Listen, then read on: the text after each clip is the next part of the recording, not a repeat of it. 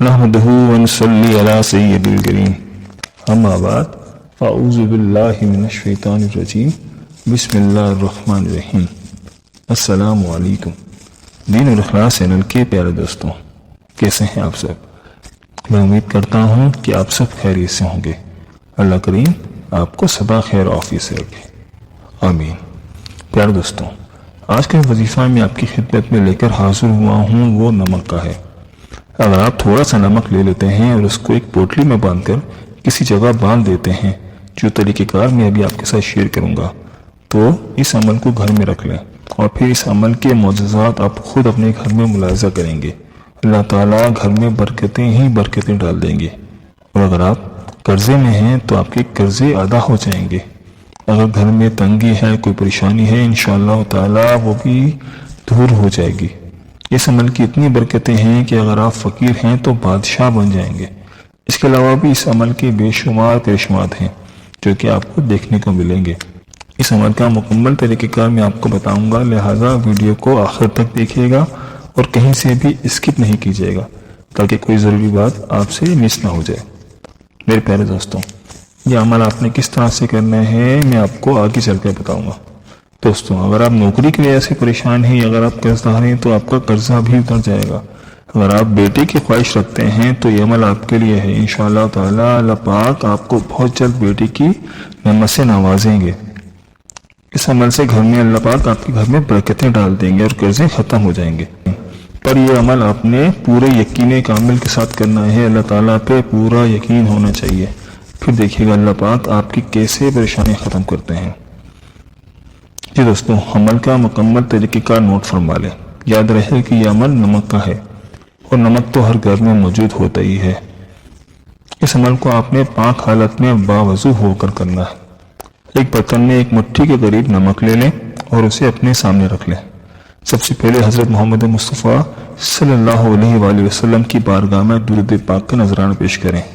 اس کے بعد 21 مرتبہ سورہ نشرہ، جسے ہم علم نشرہ لکا صدرہ کا بھی کہتے ہیں، کی تلاوت کرنی ہے۔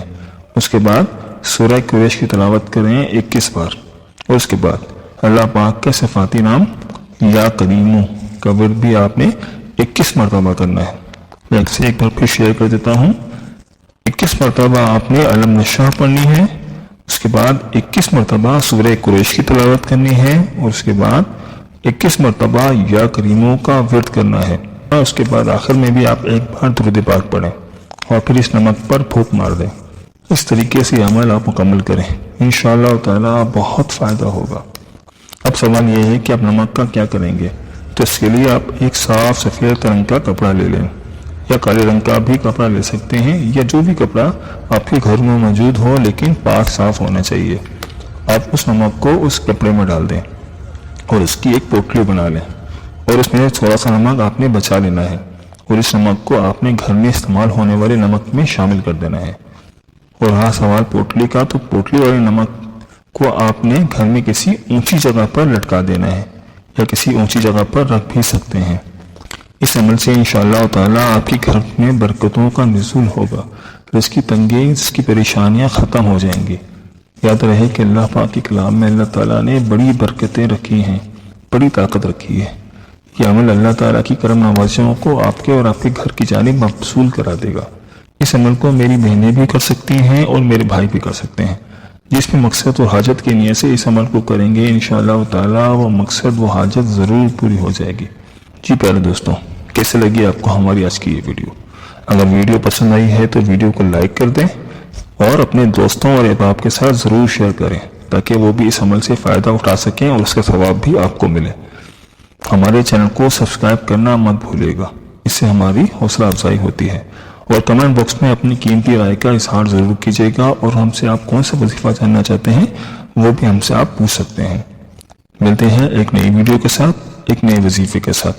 اللہ تعالیٰ آپ کا حامی و ناصر ہو، آمین۔ اللہ حافظ۔